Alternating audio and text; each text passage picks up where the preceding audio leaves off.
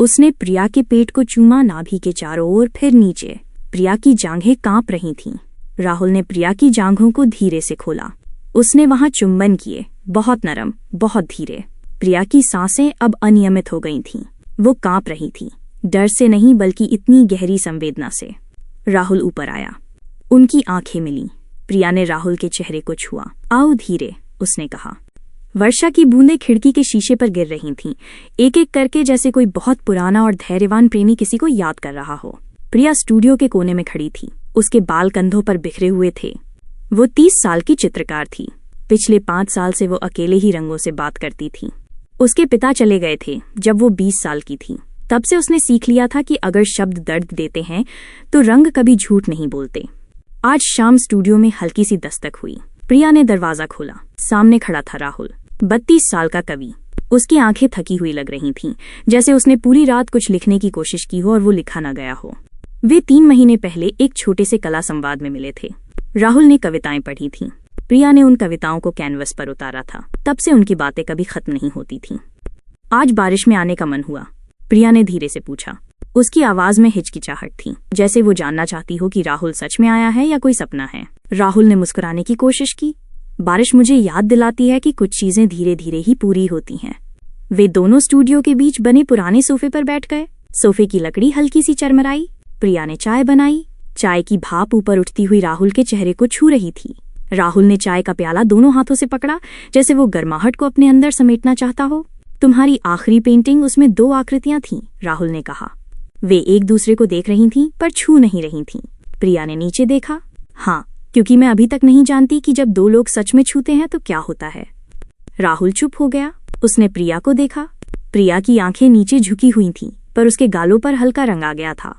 राहुल ने महसूस किया कि उसकी अपनी सांस थोड़ी तेज हो गई है। वे घंटे भर बात करते रहे। राहुल ने बताया कि बचपन में उसकी माँ बीमार रहती थी। रात को वो उनकी बगल में लेटकर कहानियां सुनाता था। धीरे धीरे उसने सीख लिया कि शब्द दर्द को थोड़ा कम कर सकते हैं। प्रिया ने बताया कि जब उसके पिता चले गए तो उसने पहली बार रंगों को छुआ था। रंग गीले थे, ठंडे थे, पर वे उसके हाथों में रहते थे। वे दोनों एक दूसरे की बात सुनते रहे। बीच बीच में लंबे मौन आते। उन मौनों में सिर्फ बारिश की आवाज और उनकी सांसें थीं। राहुल जब जाने लगा तो प्रिया ने कहा, कल फिर आना, अगर मन हो तो हम कुछ मिलकर बना सकते हैं। राहुल ने सिर हिलाया। उसकी आंखों में कुछ नया था, जैसे कोई पुराना दर्द थोड़ा हल्का हो गया हो। Dash dash dash. दूसरे दिन शाम को राहुल फिर आया। बारिश रुक चुकी थी, पर हवा अभी भी नम थी। प्रिया ने फर्श पर एक बड़ा सफेद कागज बिछा दिया था। राहुल बैठ गया। प्रिया उसके सामने घुटनों के बल बैठ गई। उसके घुटने राहुल के घुटनों से सिर्फ 2 इंच दूर थे। राहुल ने कलम उठाई। प्रिया ने ब्रश। राहुल ने लिखा। उसके बालों में नमी है, जैसे बारिश ने उसे चूम लिया हो। प्रिया ने ब्रश चलाया। नीला रंग, फिर हल्का सुनहरा। आकृति धुंधली सी बन रही थी, जैसे कोई इंतजार कर रहा हो। वे चुपचाप काम करते रहे। कभी कभी उनकी उंगलियां कागज पर एक दूसरे के बहुत करीब आ जाती। एक बार प्रिया का हाथ राहुल के हाथ से छू गया, सिर्फ उंगलियों का हल्का सा स्पर्श। प्रिया ने महसूस किया कि उसके पेट में कुछ हल्का सा हिल गया, जैसे कोई छोटी सी लहर उठी हो। राहुल ने भी वही महसूस किया। उसने प्रिया को देखा। प्रिया की नजरें कागज पर थीं, पर उसके गाल लाल हो रहे थे। राहुल ने धीरे से कहा, तुम जब ब्रश चलाती हो तो लगता है जैसे तुम किसी को छू रही हो। प्रिया ने सिर उठाया। और तुम जब लिखते हो तो लगता है जैसे तुम किसी को बुला रहे हो। उनकी नजरें मिल गईं। इस बार वे दोनों ने नजरें नहीं हटाईं। प्रिया ने राहुल की आंखों में देखा। वहां थकान थी, अकेलापन था, और कुछ नया भी, जैसे कोई उम्मीद। राहुल ने प्रिया की आंखों में देखा। वहां डर था, पर साथ में एक गहरी इच्छा भी। राहुल ने अपना हाथ धीरे से बढ़ाया। उसने प्रिया के बालों से एक छोटी सी रंग की बूंद हटाई, जो उसके गाल पर लग गई थी। उसकी उंगली प्रिया के गाल को छू गई। प्रिया ने सांस रोकी। राहुल का हाथ वहीं रुक गया, गाल पर बहुत हल्का। प्रिया ने आंखें बंद नहीं की। उसने बस राहुल को देखा। अगर मैं तुम्हें छूना चाहूं, राहुल ने फुसफुसाया। उसकी आवाज कांप रही थी। प्रिया ने बहुत धीरे से सिर हिलाया। छुओ, पर धीरे। राहुल ने अपनी हथेली प्रिया के गाल पर रख दी। गर्माहट फैल रही थी। प्रिया ने अपनी आंखें बंद कर लीं। उसने महसूस किया कि राहुल की हथेली कांप रही है, ठीक वैसे ही जैसे उसका अपना दिल कांप रहा था। राहुल ने प्रिया के गाल को अंगूठे से सहलाया, बहुत धीरे, जैसे वो ये याद रखना चाहता हो कि प्रिया की त्वचा कैसी महसूस होती है। प्रिया ने राहुल का हाथ पकड़ लिया। उसने उसे अपने गाल से हटाया और अपनी हथेली में ले लिया। दोनों की उंगलियां आपस में फंस गईं। मुझे डर लग रहा है, प्रिया ने कहा। मुझे भी, राहुल ने जवाब दिया। फिर राहुल ने आगे बढ़कर प्रिया के होठों को अपने होठों से छुआ। पहला स्पर्श इतना हल्का था कि प्रिया को लगा जैसे हवा ने उसे छुआ हो। दूसरा स्पर्श थोड़ा लंबा। प्रिया ने जवाब दिया। उनके होंठ आपस में मिल गए। कोई जल्दबाजी नहीं, जैसे दोनों ये जानना चाहते हों कि दूसरे के होठों का स्वाद क्या है, चाय का, रंगों का, या बस उनके अपने दिल का। चुंबन बहुत लंबा चला। राहुल ने प्रिया की कमर को हल्के से पकड़ लिया। प्रिया ने राहुल के बालों में उंगलियां डाल दीं। वे दोनों सांस ले रहे थे, एक दूसरे की सांस में। प्रिया ने महसूस किया कि उसके शरीर में गर्माहट फैल रही है, धीरे धीरे, जैसे कोई आग जल रही हो जो जल्दी नहीं फैलती। राहुल ने महसूस किया कि उसका दिल बहुत तेज धड़क रहा है, पर वो जल्दी नहीं करना चाहता था। जब वे अलग हुए, प्रिया की आंखें खुली थीं। उसने राहुल के चेहरे को दोनों हाथों से छुआ। ये बहुत नया लग रहा है, उसने कहा। राहुल ने कहा, मैं नहीं चाहता कि ये जल्दी खत्म हो। Dash dash dash. उस रात वे फर्श पर ही बैठे रहे। प्रिया ने राहुल की शर्ट का पहला बटन छुआ। उसने बटन को छुआ पर खोला नहीं। वो राहुल को देख रही थी, जैसे पूछ रही हो कि क्या वो सच में चाहता है। राहुल ने सिर हिलाया। प्रिया ने बटन खोला, बहुत धीरे। हर बटन के साथ वो रुकती, राहुल के सीने को देखती। राहुल ने प्रिया की साड़ी का पल्लू हटाया। पल्लू उसके कंधे से फिसल कर गिरा। प्रिया की नंगी बाहें सामने आईं। राहुल ने उसकी बाह को देखा, जैसे वो कोई दुर्लभ चीज देख रहा हो। उन्होंने एक दूसरे के कपड़े उतारे, बहुत धीरे।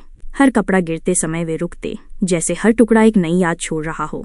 जब प्रिया राहुल की शर्ट उतार चुकी तो उसने राहुल के सीने पर हाथ रखा। दिल की धड़कन महसूस हुई, तेज पर गहरी।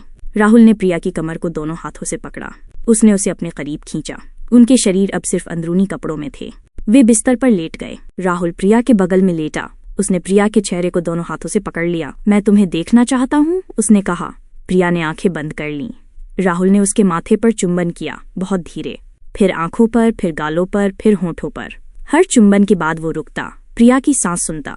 प्रिया ने राहुल को अपनी ओर खींचा। अब वो उसके ऊपर आ गई। उसने राहुल के सीने पर सिर रखा। उसने राहुल के दिल की धड़कन सुनी, अपनी धड़कन से मिल रही थी। राहुल ने प्रिया की पीठ सहलाई, बहुत धीरे, जैसे वो हर इंच को याद कर रहा हो। धीरे धीरे प्रिया ने राहुल के आखिरी कपड़े उतारे। राहुल ने भी प्रिया के उतारे। अब दोनों नंगे थे। प्रिया ने राहुल को देखा। उसकी आंखों में आंसू आ गए, खुशी के, डर के और प्रेम के। राहुल ने प्रिया को देखा। उसने कहा, तुम बहुत सुंदर हो, अंदर से भी। वे फिर एक दूसरे के करीब आए। राहुल ने प्रिया के उरोस को हाथों से सहलाया, बहुत हल्के से। प्रिया ने सिर पीछे झुकाया, एक लंबी सांस छोड़ी।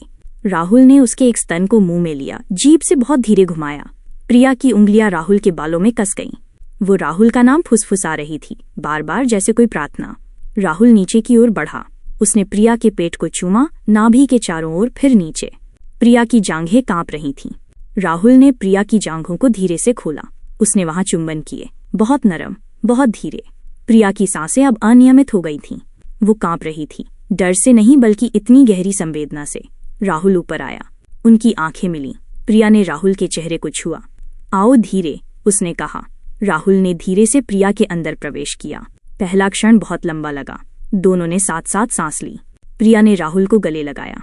राहुल ने प्रिया के बालों में उंगलियां डालीं। वे एक दूसरे की आंखों में देखते रहे। कोई जल्दी नहीं थी। हर हरकत बहुत धीमी थी, जैसे कोई संगीतकार एक एक स्वर को महसूस करते हुए बजा रहा हो। प्रिया ने राहुल की पीठ पर हाथ फेरा। राहुल ने प्रिया की कमर को पकड़ रखा। वे रुकते, देखते, सांस लेते, फिर आगे बढ़ते। प्रिया की आंखों में आंसू बह रहे थे। राहुल ने उन्हें चूमा। समय बीतता गया। कभी प्रिया राहुल को ऊपर खींच लेती, कभी राहुल प्रिया को अपने नीचे लाता। हर बार वे रुकते, हर बार वे एक दूसरे को देखते। प्रिया ने महसूस किया कि उसका शरीर और आत्मा दोनों एक साथ कांप रहे हैं। राहुल ने महसूस किया कि वो पहली बार किसी को इतना करीब से महसूस कर रहा है। आखिरकार एक लंबी गहरी लहर आई। प्रिया ने राहुल को कसकर पकड़ लिया। राहुल ने प्रिया को गले लगाया। दोनों एक साथ चरम पर पहुंचे, बिना किसी तेज आवाज के, सिर्फ लंबी कांपती हुई सांसों और एक दूसरे के नाम के साथ। वे देर तक ऐसे ही लेटे रहे। राहुल अभी भी प्रिया के अंदर था। प्रिया ने राहुल की पीठ सहलाई, बहुत धीरे।